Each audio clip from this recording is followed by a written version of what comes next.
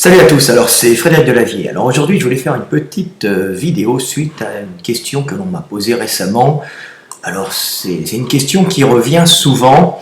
C'était: bonjour Fred, les morphotypes existent-ils selon toi? Alors je ne suis pas généticien, hein, moi je suis un spécialiste en biomécanique.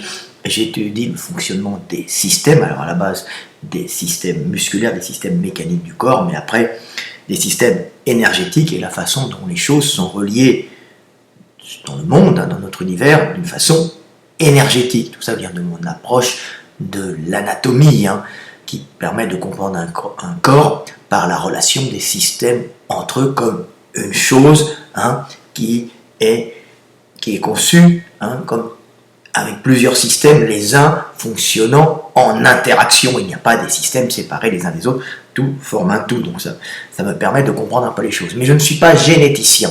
Donc je vais aborder ce sujet des morphotypes, parce qu'en plus actuellement, c'est la mode de cracher sur Sheldon. Alors Sheldon qui avait décrit ces morphotypes, ecto, méso, endo, vous savez, l'ectomorphe, c'est le gars qui est fin, qui est maigre. Le mésomorphe, c'est celui qui est costaud, musclé, avec un bon squelette. Et l'endomorphe, c'est celui qui a tendance à être gras, à accumuler du gras. Alors, c'était une vision qui n'était pas mauvaise pour l'époque, une vision, quand même, c'est le premier à avoir apporté justement cette vision sur les différents types, on va dire, que l'on pouvait rencontrer. Alors lui, il les rencontrait autour de lui, bien sûr. Il étudiait essentiellement des Européens, et il étudiait l'embryologie. Alors c'était un psychologue qui a essayé d'associer l'embryologie à la psychologie, mais qui a fait une synthèse un peu qui n'était pas mauvaise, même si elle n'est pas totalement juste, bien sûr. Elle est faite avec les moyens du temps, mais avec les moyens du temps, c'est une interrogation avec les connaissances du temps, c'est une interrogation qui était bien en avance sur son temps, donc c'est une avancée, même si c'est pas totalement juste, bien sûr, mais grossièrement, ça peut être pris comme, on peut donner des types endo, méso, ecto-méso, endo, grossièrement ça marche, quand on voit quelqu'un qui est gras, on sait très bien qu'il a un métabolisme lent. Quand on voit quelqu'un qui est musculaire, on voit bien qu'il construit facilement du muscle, et tout ce qu'il mange est utilisé pour construire son système musculaire. Et quand on voit quelqu'un qui est maigre, en général qui est sec, dans nos contrées européennes, occidentales, alors ça a bien changé à cause de l'alimentation, c'était un peu différent dans les années 40 à l'époque de Sheldon, mais on s'aperçoit que c'est quelqu'un qui a tendance à brûler beaucoup de calories et qui aura du mal pour prendre du volume. Alors ça intéresse particulièrement les bodybuilders, les powerlifters, c'est le milieu dans lequel je travaille, donc ils étudient ça. Mais bien sûr, c'est ecto-méso-endo, c'est une vision très globale, et le fait d'être ecto-méso-endo a beaucoup de causes, et les causes qu'indiquait Sheldon ne sont pas totalement justes. Alors, j'avais récupéré un petit article sur un forum, une petite synthèse, je dois l'avoir quelque part, je vais essayer de vous la retrouver, un bordel d'internet. Voilà, alors j'ai trouvé sur le forum de Futura Science, je pense, une discussion, mais grossièrement, c'est intéressant parce que ça explique un peu ce qu'avait découvert Sheldon, bien sûr, ce qu'avait théorisé Sheldon. Alors, la théorie de Sheldon sur les différents morphotypes. Alors, dans les années 40, Sheldon a donc décrit 3 types corporels ou somatotypes. Il s'est basé sur les données de l'embryologie qui distinguent 3 couches de tissu, l'endoderme, le mésoderme et l'ectoderme. Ce sont les couches de tissu que l'on peut voir sur l'embryon, et selon la prédominance du développement de l'une ou de l'autre, il va y avoir un développement plus important du système digestif, un autre qui va donner par exemple le système endo, donc à l'intérieur, va donner le système digestif, des petites cellules qui vont se développer pour former le système digestif. L'ectoderme, en général, va former le système nerveux et la peau, qui dépendent de cette couche de cellules de base, ectoderme, donc externe à l'embryon, et le mésoderme qui est intermédiaire, méso-moyen, va former le squelette et les muscles. Alors, selon la prédominance du développement de ces cellules, qui a plusieurs causes, bien sûr, hein, génétique, hormonale, génétique étant des fois associée à hormonale, mais hormonale étant aussi des fois liée à des imprégnations hormonales extérieures. Hein. Vous voyez que tout est imbriqué les uns dans les autres. Le milieu peut influer sur le développement du fœtus, comme le fœtus peut être programmé pour se développer. Il y a une interaction entre le fœtus, la maman, et ce que reçoit la maman de l'extérieur aussi. Donc vous voyez que c'est assez complexe. Donc on peut voir un peu qu'il peut y avoir des prédominances dans le développement des couches embryonnaires. Mais il n'y a pas que ça. Il y a aussi on va dire, des programmations génétiques bien plus précises, bien plus ciblées en fonction de l'évolution et de la sélection naturelle et de votre programmation en fonction du vécu de vos ancêtres qui ont sélectionné certaines mutations. Je ne suis pas généticien, mais j'essaye d'expliquer les choses simplement. Donc, alors je termine l'article. Alors, on distingue 3 couches, l'endoderme, le mésoderme et l'ectoderme. Les traits de personnalité qu'il a retenus sont cohérents avec cette approche. Ainsi, l'endomorphie correspond à un grand développement du système digestif, en particulier de l'estomac, endoderme. Et on s'entend parce que on ne s'étonne pas que ces sujets aient une certaine tendance à la corpulence, avec un corps mou, des muscles peu développés. Cela correspond au tempérament viscérotonique, là c'est des termes de l'époque, qui cherchent le confort, le luxe, aiment manger, ils sont tolérants, sociaux, jovial, de bonne humeur et de type extraverti. Mais c'est un peu juste parce que quand on est gras, c'est qu'on a des réserves énergétiques, donc on ne va pas être agressif pour aller chercher la calorie. Donc quelqu'un qui accumule facilement la calorie et qui fait des réserves de calories ne va pas avoir cette pulsion d'aller chercher l'énergie vers l'extérieur, cette pulsion de prédation, qui est liée à la recherche de la calorie, parce qu'il a tendance à l'accumuler facilement, à la stocker. Et en plus, il a un métabolisme lent, ce qui lui permet de la conserver longtemps. Donc pas forcément un gros volume musculaire, donc il ne va pas consommer beaucoup d'énergie pour son moteur, il va accumuler beaucoup. C'est ce qu'on rencontre génétiquement chez les femmes.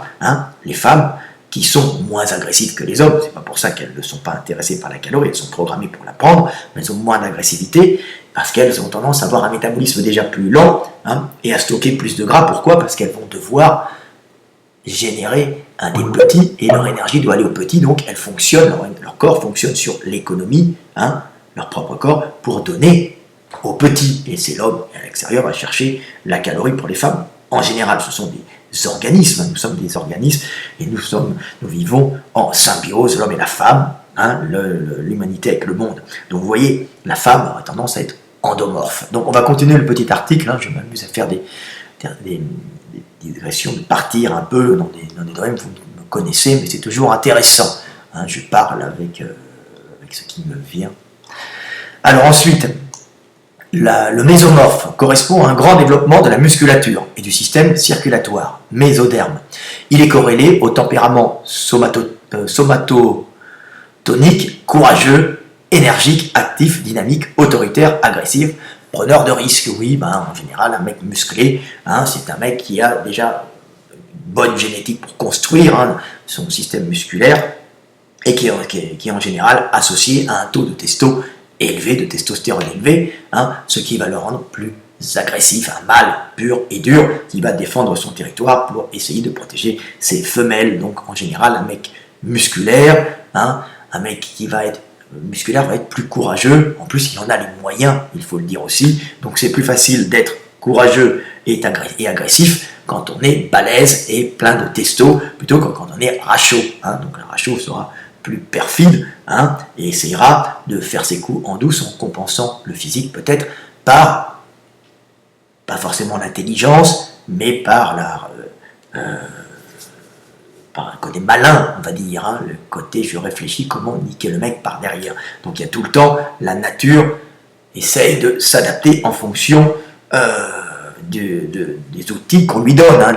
L'organisme essaye de s'adapter en fonction des outils qu'on lui donne. Donc vous voyez, c'est assez intéressant. Il n'avait pas tort là-dessus. De toute façon, psychologiquement, c'est l'outil qui fait l'individu. Hein. Si vous êtes balèze, ben vous utilisez vos muscles et ce que vous avez, ce que la nature vous donne pour essayer de survivre. Hein. Et si vous êtes rachot, ben vous allez essayer d'utiliser ce qui est plus développé, donc ou bien la seule chose qui est développée, donc on va dire le cerveau, hein, plus que le corps. Hein. Ça ne veut pas dire que quelqu'un qui est musclé va être bête, mais il aura peut-être plus tendance à utiliser ses muscles dans un premier temps pour se faire écouter, hein, que sa cervelle. Alors quand il y a les deux, c'est l'essentiel, hein, c'est mieux. Hein. C'était la culture grecque, si vous voulez, hein, avoir le corps et l'esprit en même temps, un homme complet. C'est ce que j'essaye d'être. Et c'est ce que nous devons tous essayer d'être. Donc ensuite, l'ectomorphe. L'ectomorphe correspond à un grand développement du système nerveux et du cerveau, ectoderme, et a une tendance à être mince et lancé. Il est corrélé à un tempérament cérébrotonique sensible, timide, introverti, qui a des goûts artistiques développés, hein, c'est un peu délirant tout ça. Hein. Il préfère l'intimité de la foule, se montre souvent inhibé. Alors c'est un truc qui a été extrait de Wikipédia. Hein. Alors on peut voir que l'ectomorphe, hein, en général, s'il est rachot, bah, c'est sûr qu'il va essayer d'utiliser plutôt sa cervelle pour se faire écouter et se faire et avoir sa place dans le monde, que ses muscles et son corps. Hein. C'est bien sûr, les organismes font dans la facilité, mais ce n'est pas général, bien sûr. Hein. On trouve plein de rachots complètement cons. Et actuellement en France, c'est même la norme, hein, bien sûr. Donc, vous voyez, c'était un peu empirique ce qu'il faisait, mais ce qu'il avait vu, c'est qu'il pouvait y avoir une prédominance du feuillet externe du développement de l'embryon, qui va donner les ectomorphes, hein, et donc système nerveux et peau, donc une prédominance par exemple de développement du feuillet moyen, donc qui va donner les muscles et le squelette, et une prédominance de développement du feuillet interne, endo, qui va donner le système digestif et les réserves graisseuses et l'adipocyte. Ce qui n'est pas totalement faux, quand on analyse bien, c'est plutôt intelligent comme vision. Maintenant, au niveau psychologie, c'est un peu tiré par les cheveux, bien sûr, bien qu'il y ait quelques logiques là-dedans, qui ne soient pas forcément d'ordre génétique, mais plutôt d'ordre logique. Quand vous êtes baraqué, vous n'allez pas vous amuser à essayer de réfléchir comment niquer le mec qui est en face, hein, la nature étant tout le temps prédatrice, hein, pour récupérer de l'énergie. Hein, vous n'allez pas réfléchir, vous allez taper dessus parce qu'il est plus faible que vous et vous voulez lui récupérer. Hein. La raison du plus fort est toujours la meilleure, c'est la fable de La Fontaine, hein, le loup et l'agneau. Hein. Si c'est toi, c'est donc ton frère, et boum, je te pète la gueule, même t'as beau me sortir plein de trucs, j'utilise ma force. Hein, alors on peut avoir les deux, comme les Américains, hein, la force et l'intelligence pour essayer de diriger le monde d'une façon prédatrice terrible, hein, ça arrive. Donc voilà, hein. Donc c'est simplement les outils, hein, qui donnent aux gens la possibilité de faire certaines choses, mais il n'y a pas de prédominance intellectuelle du système nerveux, de prédominance du système nerveux, on va dire, chez du système cérébral, chez un ectomorphe, hein, c'est un peu tiré par les cheveux. Tout ça, c'est surtout le milieu qui fait que on va utiliser plutôt ce qu'on a sous la main, donc la cervelle quand on n'a pas les muscles, et les muscles quand on a la cervelle aussi. C'est la solution de facilité. On a la cervelle, on va utiliser les muscles, c'est tout simple. Donc maintenant, son système n'est pas juste, bien sûr, parce que ectomorphe chez les Européens, hein, bien sûr, nous les Européens, les gens du Nord, hein, les gens du Nord sont des gens qui sont adaptés à l'hiver, donc qui avaient tendance à stocker du gras, donc donner une impression d'endomorphie avec un développement, un développement important, hein, du système digestif, alors surtout du système de stockage de gras, hein, parce qu'on a vécu très longtemps, même sans feu, hein, les premiers hommes qui ont colonisé l'Europe, hein, Homo antecessor et Homo heidelbergensis, hein, qui étaient avant l'arrivée du feu, avant la découverte du feu, dû s'adapter, hein, à ces climats terriblement rigoureux de l'hiver, de l'hiver de l'Europe, un rigoureux qui n'était pas forcément des moins 40 sibériens, hein, mais déjà un 0 degré ou à 5 degrés l'hiver, vous mourrez quand vous n'avez pas de feu, donc il y a une sélection terrible, on recherche les abris, on recherche les grottes, et il y a une sélection terrible sur les individus qui stockent du gras, qui stockent un manteau de gras extérieur, donc une peau épaisse avec de la couenne dessus, pour pouvoir survivre. Donc on aura autant des types endomorphes qui sont des types européens, souvent on les retrouve aussi, je vais l'expliquer, dans des régions plus chaudes, mais on voit que l'Europe a été justement, la génétique européenne a été façonnée par le froid et par le manque. Hein. Donc c'est ça, ça a sélectionné des gens gras au début, hein, avec un système de stockage du gras important, donc un système de prédominance du développement de l'endoderme, hein, donc du système digestif, mais en tout cas du système de stockage du gras et de métabolisation du gras, tout simplement, hein, parce que l'hiver, il manquait de la nourriture. Donc, on voit ces types européens avec du gras qui recouvre toute la peau et aussi du gras dans le ventre, hein, le stockage chez les hommes, du gras interne, du gras viscéral qui permettait aux hommes d'utiliser ce gras pour aller à la chasse. C'était des réserves énergétiques pour ce manque de l'hiver. Après, quand le printemps arrivait, l'été arrivait, on avait de nouveau de la nourriture, hein, mais on est obligé de stocker pour prévoir la mauvaise saison. Donc on se retrouve avec quand même beaucoup d'obèses, hein, dans nos régions du Nord, hein, parce qu'on a une sélection, hein, de stockage de gras à cause de cet hiver. Hein. Alors évidemment, on était au début chasseurs, cueilleurs, essentiellement carnivores, habitués à la métabolisation des graisses animales et au fait de manger plus de graisses animales. Et avec le néolithique, on est devenu plus végétarien en bouffant des graines, hein, qu'on broyait et qu'on transformait en farine, en pain, hein, qu'on mangeait, mais qu'on stockait pareil pour passer l'hiver. Donc il y a tout le temps ce besoin de stocker en Europe et on se retrouve avec beaucoup d'endomorphes. Donc vous voyez, et quand un gars est ectomorphe en Europe, puisque le métabolisme européen, c'est un métabolisme qui a tendance à stocker du gras, hein, qui n'est pas forcément un métabolisme très lent, hein, parce qu'un métabolisme européen a besoin de produire de la chaleur pour passer l'hiver, contrairement à des métabolismes des hommes du Sud. Hein. Par exemple, les gens du désert ou les Africains ont, comparativement aux Européens, un métabolisme plus lent, parce qu'ils ont un métabolisme adapté à la chaleur. Hein. Et comme disait Confucius, l'immobilité triomphe du chaud et le mouvement triomphe du froid, car effectivement, la sagesse millénaire chinoise avait compris qu'en bougeant, on produisait de la chaleur. Hein. Le mouvement produit de la chaleur, et c'est grâce à ça que les Européens ont survécu, stocké beaucoup d'énergie pour produire de la chaleur et ne pas geler l'hiver et maintenir les bronches à une bonne température pour éviter les bactéries et ainsi de suite. Hein. Donc on a les Européens, des gens qui stockent beaucoup de gras et qui ont tendance aussi à produire de la chaleur par un développement musculaire, par exemple des extrémités, et produire de la chaleur au froid. Hein. Donc on est un mixte des deux, hein. Donc c'est assez intéressant à voir le fait que l'Européen était quand même fait pour produire de la chaleur. On peut voir par exemple les Néandertaliens, on suppose, on avait calculé sur les Néandertaliens que leur consommation journalière de calories était très importante par rapport aux hommes actuels. Donc c'est très intéressant à voir, mais ils consommaient beaucoup de calories, et ils brûlaient beaucoup de calories, hein. Tout parce qu'il y avait une activité de chasse, mais aussi parce qu'il fallait qu'ils produisent de la chaleur pour se réchauffer dans un climat relativement froid, alors pas l'été, mais l'hiver. Donc l'Européen est un mix de je produis de la chaleur et je stocke beaucoup de gras.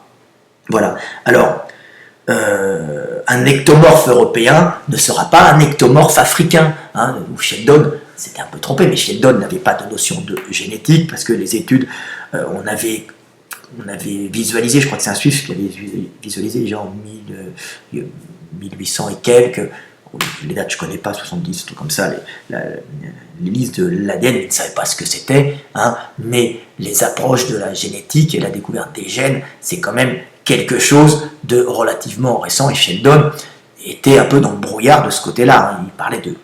Il parlait d'embryologie plus que de génétique, bien sûr. Après, on a vu qu'il y avait on a parlé, la génétique est une science relativement récente. Donc, un ectomorphe européen va souvent être un gars qui aura déjà une génétique, pas forcément qui va faire qu'il ne stockera pas beaucoup de gras, mais aussi une génétique qui va faire qu'il va brûler beaucoup de calories. On rencontre dans les salles de gym des gars qui veulent grossir, hein, qui prennent des gainers et qui ont du mal à prendre du volume musculaire parce que leur organisme brûle beaucoup trop de calories. On en brûle énormément, et s'ils ne mangent pas, ils se décharnent. Donc on voit des ectomorphes qui sont souvent des gens qui ont un corps, des gens nerveux en Europe, hein, qui va avec une activité du système nerveux, hein, une pensée permanente, hein, le fait de bouger dans tous les sens, qui peut rendre la personne, alors c'est certains ectomorphes, hein, c'est pas tous, hein, qui fait que l'organisme de cet ectomorphe brûle beaucoup de calories et qu'il a du mal à prendre de la graisse, même s'il a quelques adipocytes. Hein. Alors que l'on peut voir par exemple des ectomorphes africains, en général, avoir l'Africain, parce qu'il habite sous les tropiques ou dans une région équatoriale, alors il y a les sahéliens, il y a les tropicaux, il y a différents types. Hein. Parler des Africains, c'est comme parler de tous les Européens, il y a beaucoup de types différents. Un Allemand du Nord n'est pas du tout, génétiquement, on va dire, parlant, hein, n'est pas du tout comme il ne réagit pas du tout même à la nourriture, au climat, comme un Italien, c'est bien différent. Mais il y a des tendances globales et on peut s'apercevoir qu'en Afrique, un ectomorphe, c'est la tendance générale. Les hommes, hein, bien que les Africaines prennent du gras sur les fesses en localisé, bien sûr, pour les petits en cas de carence, mais il y a beaucoup moins de carence sur la zone équatoriale africaine, c'est plutôt dans la zone sahélienne, on va dire. On va dire que les Africains, en général, sont peu couverts de gras, hein, pas parce qu'ils ont un métabolisme rapide, hein, parce que la chaleur, l'immobilité triomphe du chaud, hein, comme on dit toujours, mais tout simplement parce qu'il faut qu'ils évitent de monter en surchauffe. Donc le fait d'avoir, comme les Européens, un manteau de gras sur tout le corps poserait de graves problèmes aux Africains. Donc on voit des Africains en général sont très secs, très musculaires et sans gras sur la peau, sans couche d'adipocytes sur la peau, tout simplement parce qu'il ne faut pas qu'ils montent en surchauffe sous leur climat. Donc ils ont tendance à avoir un métabolisme qui n'est pas très rapide. Donc un ectomorphe africain ou afrodescendant n'aura pas forcément un métabolisme rapide et ça ne va pas être forcément un mec hyperactif, ça va plutôt être un mec cool, relax, comme on peut voir Snoopy Dogg là, qui est en train de fumer ou comme ça, ou bien même Bob Marley, hein, qui est un afrodescendant, c'était pas un excité, il avait beau être sec, hein, donc ça n'a rien à voir, hein, que le petit excité tout maigre, énervé européen, hystérique, non, l'ectomorphe africain, c'est tout simplement métabolisme lent avec peu d'adipocytes, en général, parce qu'il ne faut pas qu'il monte en surchauffe, et en Afrique en général, la calorie est abondante en permanence, il n'y a pas d'hiver, hein, sauf c'est très récent le manque de calories en Afrique, hein. C'est dû à la surpopulation, dû à la médecine prophylactique européenne et aux innovations technologiques européennes qui ont fait monter la démographie, qui ont fait exploser la démographie. On se retrouve avec des problèmes de famine, mais c'est très récent parce qu'avant il n'y avait pas de famine, l'Afrique était peu peuplée, la nature régulait par des épidémies, mais la nourriture était facilement trouvable en Afrique.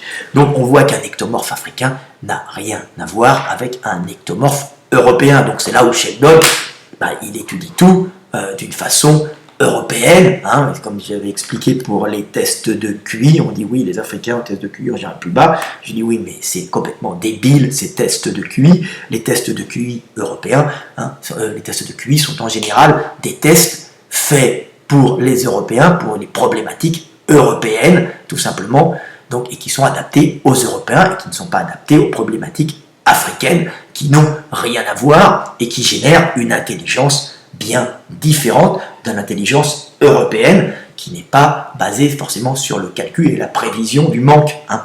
Donc c'est pour ça que les Européens sont des calculateurs, parce qu'il y a l'hiver, ils vont calculer le manque. Donc c'est comme tout, Sheldon s'était trompé en généralisant, mais pour l'époque c'était déjà très bien, et cette approche embryonnaire, qui n'était pas une approche génétique, qui n'avait pas ces notions de génétique, était déjà fort pertinente. Hein. Donc il a fait progresser l'humanité par son savoir, même si bien sûr le focus se fait de mieux en mieux avec les découvertes scientifiques, hein, des hommes qui se suivent au cours des générations. Voilà. Donc on voit bien qu'il y a des différences, au niveau des morphotypes et que ces morphotypes sont globalement juste, plutôt adaptés aux Américains, aux Européens, aux Américains aussi, puisque c'était Sheldon, je crois, qui était américain, mais pas totalement juste, hein, bien sûr, parce qu'ils ne sont pas adaptés partout. Hein. Donc, qu'est-ce que je voulais dire aussi? Oui, on peut voir aussi, par exemple, les endomorphes, hein, comme je vous l'ai expliqué, ceux qui prennent du gras, tendance européenne, sûrement héritée en partie de Néandertal, et puis aussi sûrement en partie des autres espèces humaines, hein, on va dire, on va dire plutôt des races, entre guillemets, c'est pas vraiment des races, on va dire les autres types humains qui ont vécu un peu partout, qui avaient quand même des petites connexions génétiques qui ont peut-être aussi généré, dans ces climats plutôt froids, des adaptations à stocker du gras. Alors on peut voir qu'il y a des adaptations à stocker du gras qui ne sont pas liées au froid, hein, comme on peut voir par exemple au Maghreb. Alors j'ai beaucoup de Maghrébins qui m'écoutent, hein, beaucoup de gens de l'autre côté de la Méditerranée, puis des Maghrébins aussi en France d'origine, des Français d'origine maghrébine, qui ont tendance à stocker sur les hanches, hein, du gras. On voit que ce n'est pas la même adiposité qu'un Européen qui a une adiposité pour faire des réserves pour passer l'hiver. En général, dans ces pays du Maghreb, qui ne sont pas des pays pauvres, mais qui sont des pays en calories limitées, comme je l'ai expliqué, parce que coincés entre la Méditerranée et le désert, avec donc possibilité forcément de faire du commerce. Donc c'est pour ça qu'on faisait du commerce direct, hein, il faut passer par le bateau, donc on est coincé entre la mer et le désert, la terre vaut cher. On n'a pas été très nombreux longtemps au Maghreb, hein. Pareil en Arabie, hein. En Arabie on n'était pas très très nombreux, et la calorie était limitée, hein. C'est pour ça qu'il y avait des guerres tribales et qu'on défendait âprement son territoire, pas parce qu'on était méchant, parce que tout simplement la calorie n'est pas très abondante à cause d'un climat relativement sec, Méditerranée, coincé entre le désert et la mer. Donc on a de la calorie, mais pas assez pour pouvoir se développer, d'avoir une démographie galopante. C'est très récent, la démographie importante au Maghreb, hein. Il faut le savoir. Pareil, en Arabie Saoudite, en Arabie Saoudite actuelle, hein, on bat les records de démographie parce qu'il y a eu un accès à la calorie, comme on dit toujours, calorie, hein, accès, innovation technologique, accès à la calorie, explosion démographique, problème calorique parce qu'il y a trop de monde, guerre, famine, pour réguler, famine, guerre, hein, et hein, ça va dans ces deux sens. Donc il y a une régulation qui se fait c'est la nature qui régule. Donc c'est toujours comme ça, progrès, démographie, conflit, régulation par la nature, dans le sang et les larmes. Malheureusement, l'homme n'est pas encore arrivé à tout maîtriser d'une façon spirituelle, il reste encore intimement lié à son animalité qui le pousse à agresser quand il manque de calories le voisin. C'est la cause de toutes les guerres, hein. Ce n'est pas la religion, c'est la calorie, comme je le dis tout le temps, on se fout de ma gueule, mais ne vous foutez pas de ma gueule, le monde est énergie, et Dieu est énergie, la pensée est énergie, tout est énergie. Voilà. Donc on a pour revenir un peu partout, on a des accumulations de gras qui ne sont pas dues au froid, à la mort de la nature, mais plutôt au manque permanent de nourriture et parfois aux famines qui pourraient venir d'une mauvaise récolte. Donc on va stocker du gras chez les Berbères par exemple, chez les Saoudiens aussi, qui sont dans des climats différents, parce que c'est désertique là-bas, c'est un peu différent, mais le fait que c'est quand même chaud, on va stocker du gras différemment, donc on ne prend pas un manteau de gras général, on prend du gras au niveau des hanches, hein, et au niveau des fesses, hein, donc souvent des culturistes, c'est mon milieu maghrébin, hein, ou de toute cette bordure orientale, méditerranéenne sud, ont des problèmes pour sécher au niveau de la taille à l'entour de tout, mais on voit souvent ce phénomène de gras sur les hanches, costaud, pas gras sur le reste, gras sur les hanches, parce qu'il y a tout le temps besoin de faire des petits stocks de gras, donc de calories, car la pénurie est tout le temps probable. Pas une pénurie en hiver, hein, mais une pénurie occasionnelle qui peut générer des famines, hein, et des conflits. Donc c'est pour ça. En plus, ils ont tendance à être agressifs, pas parce qu'ils sont méchants, agressifs parce qu'il fallait défendre un territoire à calories limitées, et donc on ne pouvait pas se permettre d'avoir arrivé quelqu'un. Donc le voyageur est accueilli, il y a un sens de l'hospitalité dans toutes ces régions méditerranéennes, parce qu'il y a le sens du commerce et de l'échange, mais on ne peut pas se permettre d'avoir un gars qui vient s'installer près de chez vous, donc on va lui trancher la tête, lui mettre des couilles dans la bouche. C'est exagéré, mais c'était souvent comme ça, donc conflits territoriaux fréquents entre voisins, entre tribus, pour cette calorie, donc ça fait des guerres agressives, et puis en plus, l'industrialisation n'est pas venue là-bas, il n'y a pas eu ces guerres mondiales qui ont sélectionné et qui ont éliminé les plus couillus et les plus énergétiques, hein, et l'industrialisation qui a éliminé tous les mecs de la campagne un peu agressifs qui n'étaient pas capables de venir à l'usine piétiner derrière une machine toute la journée parce qu'ils avaient beaucoup d'énergie, beaucoup de testo, et après le tertiaire a fini d'écouiller les Européens, hein. Les guerres, l'industrialisation, les guerres et le tertiaire, ça nous a écouillés, mais bon, ça nous a rendu technologiques aussi, hein. Donc ça fait des mentalités différentes. Donc on peut me traiter d'idiot, mais ce n'est pas idiot, c'est simplement les recherches anglaises en comportement qui sont formidables, hein, qui ont repris des tests avant industrialisation et après industrialisation sur les enfants et qui ont bien montré, mis en évidence le fait de cette tolérance plus importante des enfants à la récompense différée, hein, donc au fait de pouvoir supporter, hein, l'attente, hein, de ne pas être quelqu'un d'excité. Voilà, donc c'est assez important. Donc vous voyez qu'on a différentes façons d'être endomorphe et différentes causes, hein, et ce n'est pas du tout la même. Donc Sheldon est gentil, mais Sheldon n'avait pas une vision globale, mais une vision très intelligente pour son époque. Il a quand même sacrément débroussaillé. Une autre façon d'être endomorphe, c'est très très intéressant, c'est tous les Wallaisiens. J'ai mes amis Wallaisiens qui m'écoutent, hein. Les Wallaisiens aiment bien le bodybuilding, les Wallaisiens ont une tendance à être méga balèzes, hein. C'est une génétique particulière, ce sont des gars super costauds, mais qui ont des problèmes pour être secs, qui sont gras. Pourquoi? Parce qu'ils ont une tendance à être endomorphes. Pourquoi? Parce qu'il faut penser que la colonisation du Pacifique, hein, est quelque chose de fabuleux, hein. C'est la plus grande, on peut dire, après le fait d'être allé sur la Lune, c'est sûrement, ou au moins autant, l'épopée humaine la plus colossale, hein. Pourquoi? Parce que c'était des gens qui partaient avec leur bateau, hein, c'était des pirogues reliées, 2 pirogues reliées par des morceaux de bois. Ils mettaient leur cochon dessus, ils mettaient leur poulet, leur réserve alimentaire, et ils partaient comme ça d'île en île, hein, et ils ont colonisé jusqu'à Hawaï. Imaginez-vous, avec des moyens très techniques quand même, mais rudimentaires. On n'avait pas de moteur, on n'avait rien. Les mecs ont traversé des étendues de mer colossales, hein, des étendues de mer. Regardez ce que c'est que le Pacifique. Vous mettez le globe terrestre en face de vous. Côté Pacifique, c'est la planète bleue, il n'y a quasiment pas de terre, hein. Vous imaginez que ces mecs ont traversé une demi-planète d'eau, hein, en pagayant, c'était en suivant des courants, et avec la chance de mourir de faim, hein. Ils n'avaient qu'à manger des poissons, il n'y en a pas beaucoup au large, hein. Manger les réserves énergétiques qu'ils avaient sur eux, hein. Donc ils mangeaient les animaux qu'ils avaient avec eux, l'eau de pluie et les réserves d'eau qu'ils avaient avec eux, les noix de coco, trucs comme ça.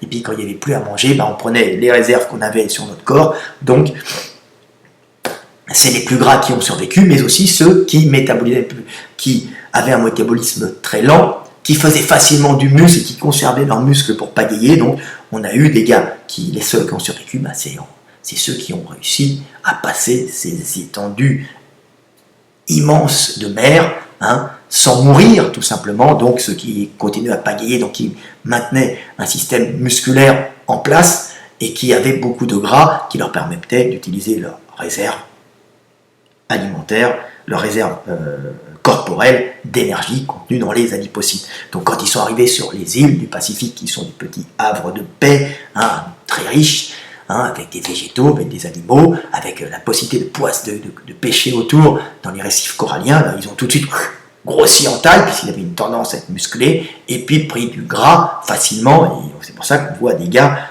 qui ont une sélection terrible sur les individus les plus costauds, mais les plus gras, hein.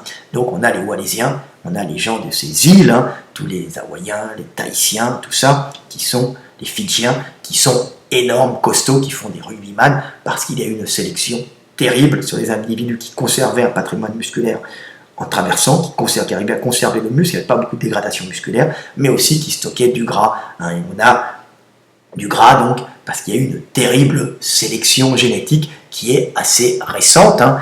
Et donc on a des individus balèzes, mais gras, parce qu'il y a eu cette sélection génétique. Donc voilà, pour mes amis wallaisiens, donc il y avait, comme je disais toujours, il y a les Anglais qui sont pragmatiques, qui se sont dit, comme on a des énormes mecs, hein, surtout avec la nourriture européenne qui arrive maintenant, hein, avec les chips, avec les calories de merde, hein, ils ont tendance à manger et à grossir très très facilement. Donc on a des obèses, beaucoup d'obèses dans ces régions-là, comme beaucoup d'obèses en Arabie Saoudite aussi pour les mêmes causes, hein. Actuellement, on a des catastrophes en Arabie Saoudite, parce que les mecs mangent beaucoup, il y a beaucoup d'endomorphes, parce que c'était des régions à calories limitées, permanentes, tandis que les Wallaisiens, eux, tous ces habitants des îles, c'est des gens qui ont subi des sélections terrifiantes sur de courtes périodes, des traversées voyez? Et donc, qui eux ont sélectionné les individus ayant le plus de muscles et ayant le plus de gras. Donc on voit que maintenant, avec la nouvelle bouffe qui arrive, la bouffe industrielle, ces deux populations éloignées ont tendance à faire beaucoup d'obèses. Et comme je disais, les Anglais, quand ces gens voyagent d'île en île par des compagnies aériennes anglaises, ben, ils ne font plus payer la place des individus, comme ils ont des Walaisiens qui pèsent 100 kg, 120 kg, 150 kg, des fois plus. Hein. Vous vous souvenez, c'est Israël, le chanteur Over the Rainbow. Hein.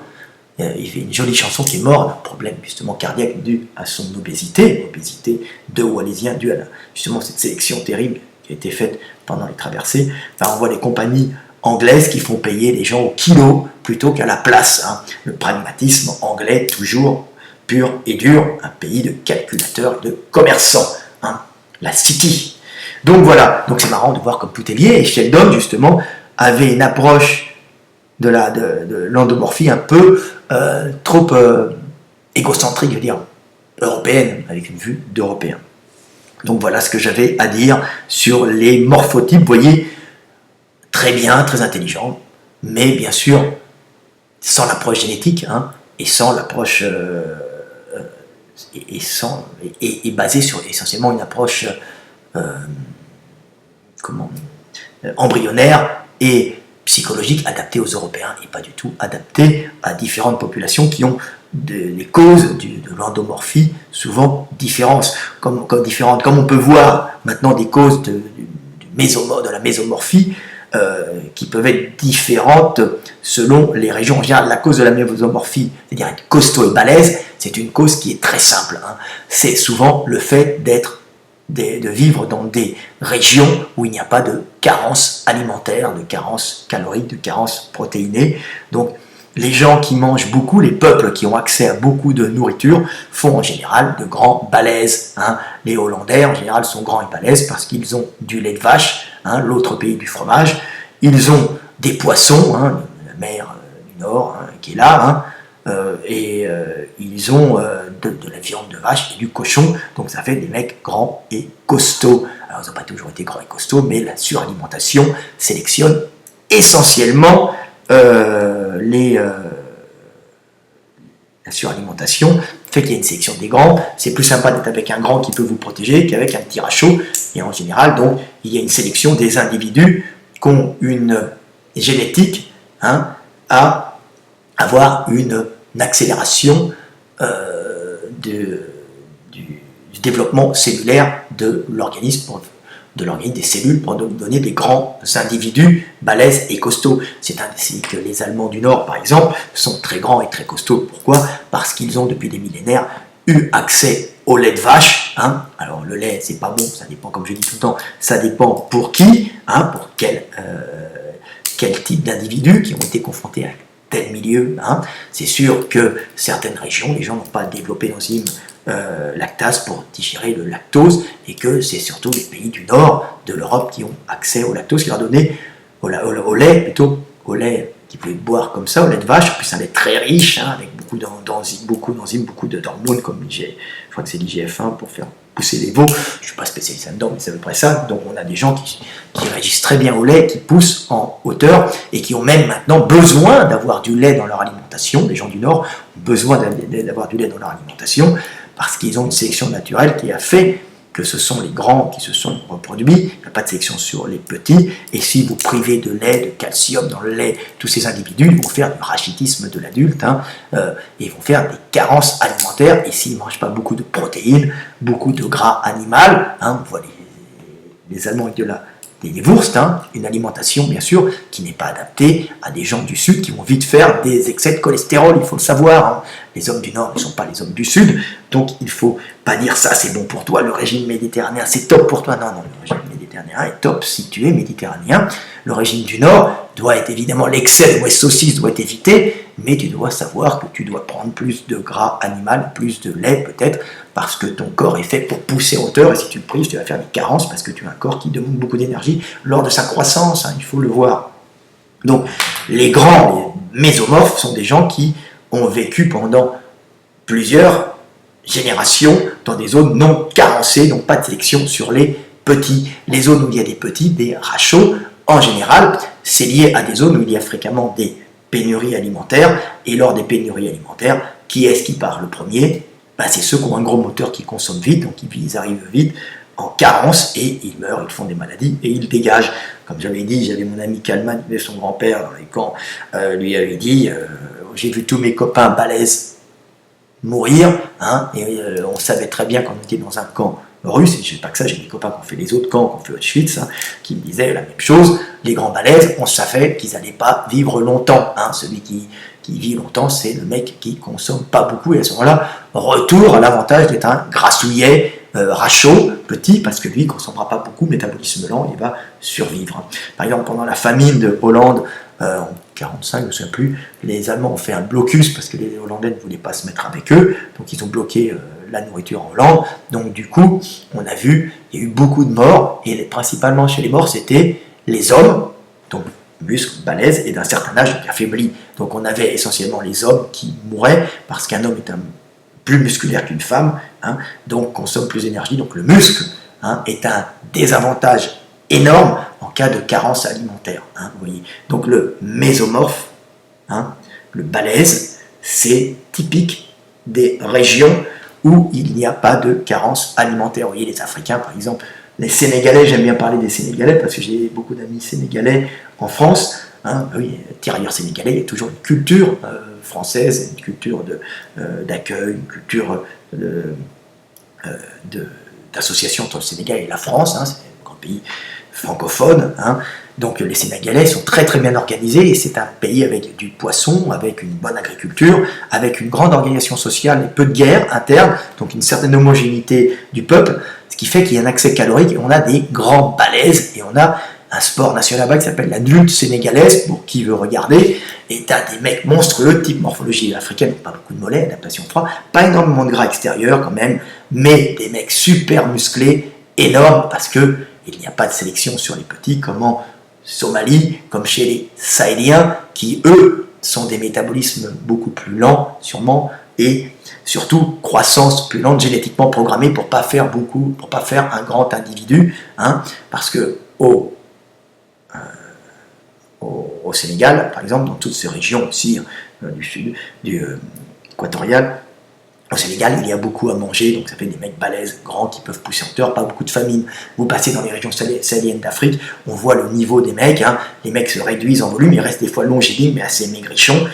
Pourquoi? Pour pas consommer beaucoup, parce que la région est plus pauvre, donc ils sont moins volumineux, on est tout le temps dans cette foutue calorie, hein. L'homme doit vivre sur un milieu et s'adapter à ce milieu, et pas trop puiser sur le milieu pour rester en vie.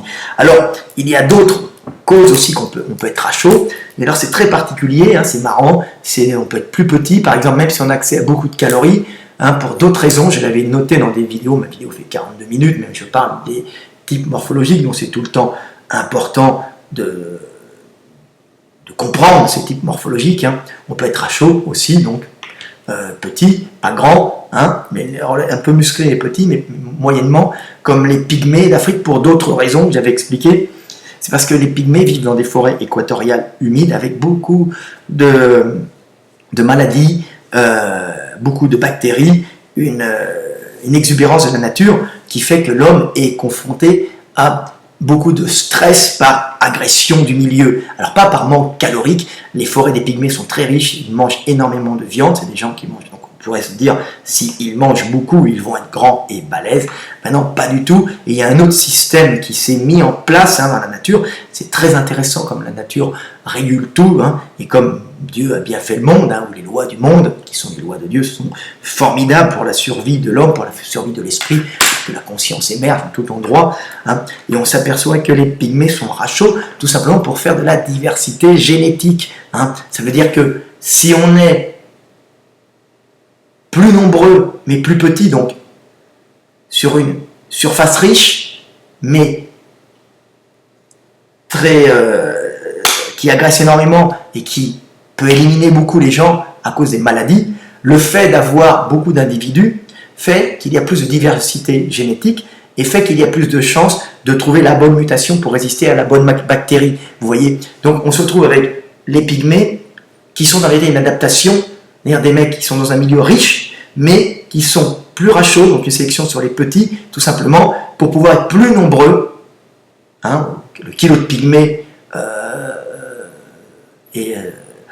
c'est-à-dire que si les pygmées étaient plus grands, il y aurait pour le même nombre d'individus vivant sur un milieu comme la forêt qui quand même offre de la calorie, mais en quantité limitée mais en offre, ils seraient moins nombreux et donc ils seraient moins aptes à résister aux bactéries, aux virus, parce qu'il y aurait moins de possibilités de recherche génétique à travers les mutations que chaque individu génère au cours génère, si vous voulez. Donc le fait d'avoir plus de pygmées, donc plus de petits individus, fait qu'il y a plus de diversité génétique, donc plus de chances de trouver la bonne solution pour résister à la bactérie, aux parasites ou aux virus qui sont très abondants dans ces zones équatoriales. Vous voyez, comme la nature est formidable et prend différents chemins. Donc vous voyez, encore une cause du fait qu'il n'est pas super baraqué et qui est plutôt dû à ce moment-là, pas au manque de calories, pas au manque de calories, mais au fait justement de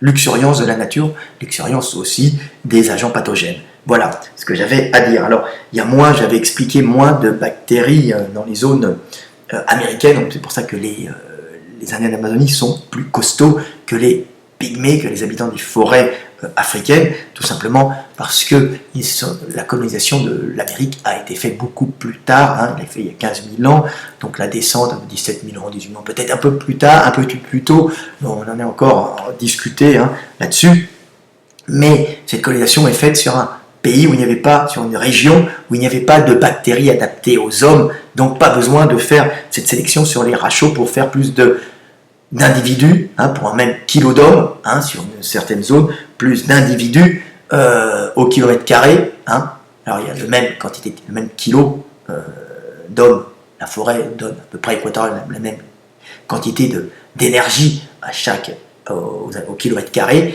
Le problème, c'est que en Afrique, il y a beaucoup plus de bactéries, donc on est obligé il y a par exemple, je sais pas moi, 1000 kilos d'hommes qui peuvent vivre sur tant de kilomètres carrés, donc on va les diviser. En Afrique, il y a encore plus d'hommes, donc ils sont plus petits, pour pouvoir faire la diversité génétique, alors qu'en Amérique, il y a peu de bactéries adaptées aux hommes, parce que il y a peu de bactéries qui ont vécu avec les hommes, donc ils se sont adaptés pour transmettre leur patrimoine génétique dans les hommes. Car en Afrique, c'est le berceau de l'humanité, donc des bactéries qui sont adaptées aux hommes et à d'autres porteurs tels les chauves-souris, n'oubliez pas Ebola, il y en a plein, il y a des tiques qui sont adaptés aux lions, aux hommes, je ne sais pas moi, il y a d'autres choses. Donc vous voyez, il y a des animaux qui sont des parasites qui sont adaptés à l'homme, mais aussi à d'autres mammifères, alors qu'en Amérique équatoriale, humide, il y a peu de bactéries, il y a peu de parasites typiquement adaptés aux humains, donc la possibilité des humains d'être plus costauds. C'est un peu pour ça que quand les Européens sont arrivés en Amérique, ils ont transmis leur maladie, alors que les Américains n'avaient pas de maladie. Pour les Européens, ils en avaient quelques-unes, mais beaucoup moins virulentes, et alors que tous les Indiens sont morts avec nos maladies du vieux continent, qui étaient extrêmement nombreux chez les Européens, mais Européens qui avaient une génétique adaptée à cette survie, alors que l'isolation pendant 15 000 ans, ou 20 000 ans, 30 000 ans, des hommes d'Amérique, qui sont passés, on va dire, l'isolation depuis 15 000 ans, mais on est monté avant, il n'y a pas beaucoup d'hommes, a fait qu'ils n'ont pas été confrontés aux bactéries que les Européens avaient en permanence, et il y avait peu de maladies en Amérique, parce que les hommes sont arrivés sur un continent vierge de parasites et de bactéries adaptés aux hommes. Donc c'est intéressant de comprendre tout ça, c'est pour ça que les Indiens américains de forêt sont plus grands que les petites pygmées, que les Africains, par exemple. C'est tout le temps intéressant à comprendre tout ça. Voilà ce que j'avais à dire sur les morphotypes. Vous voyez, ça touche beaucoup. Sheldon n'a pas tort, mais Sheldon n'a pas raison. Pas raison parce qu'il est bête, pas simplement parce qu'il avait compris qu'il y avait des prédominances. C'est plutôt adapté aux Européens, mais c'est pas adapté à tout le monde. Alors, est-ce que j'ai dit tout? J'ai ma petite feuille, j'arrive à 49 minutes. C'est une très longue vidéo, mais intéressante, je pense, pour vous tous. La nourriture joue aussi énormément, ça je l'ai dit. Oui, alors bien sûr, la nourriture joue aussi énormément. Il y a des facteurs hormonaux, on peut être mésomorphe parce qu'on mange mal. On peut aussi voir qu'il y a des dérèglements hormonaux qui peuvent être dus à une nourriture de merde, bien sûr, et que mésomorphe, par exemple, peut devenir un endomorphe très rapidement, morphologiquement, parce que tout simplement, il mange de la nourriture qui n'est pas adaptée. Je me souviens d'un ami qui me disait qu'il prenait plein de protéines de soja à l'époque où on n'enlevait pas les hormones femelles qui étaient dedans. Il y avait des espèces d'hormones proches des hormones femelles humaines, hein, dedans dans ces végétaux, hein, des estrogènes, et qu'il avait les seins qui poussaient, donc il devait se couvrir de gras. Donc il faut savoir qu'il y a des causes hormonales et des causes extérieures. C'est le milieu joue aussi sur votre morphotype, hein, sur votre morphologie, on va dire, pas de morphotype, mais votre morphologie. Donc il y a aussi des causes extérieures, hein, qui sont en dehors de la génétique, hein, en dehors aussi de l'imprégnation hormonale, parce que vous pouvez avoir eu pendant votre développement fœtal, hein, qui peuvent changer, modifier votre morphotype. Hein. Donc voilà ce que j'avais à dire. J'aurais pu parler de l'épigénétique, mais c'est pas la peine. On peut avoir en nous, je ferai une vidéo sur l'épigénétique plus tard, parce qu'effectivement, des parents peuvent transmettre à leurs petits des caractères, s'ils ont été soumis à des famines. C'est très intéressant, il y a des études que je viens de mettre sur mon Facebook, j'en parlerai plus tard pour pas que la vidéo soit trop longue, parce que là on arrive à 50 minutes. Voilà, ce que j'ai tout dit, c'est un sujet qui est très long. Non, c'est à peu près tout. Voilà, c'était Fred Delavier, à bientôt. J'espère que vous avez appris des trucs intéressants, je pars dans tous les sens, mais j'avais envie de la faire ce soir, hein, suite à une petite question qu'on m'a posée. Salut à tous!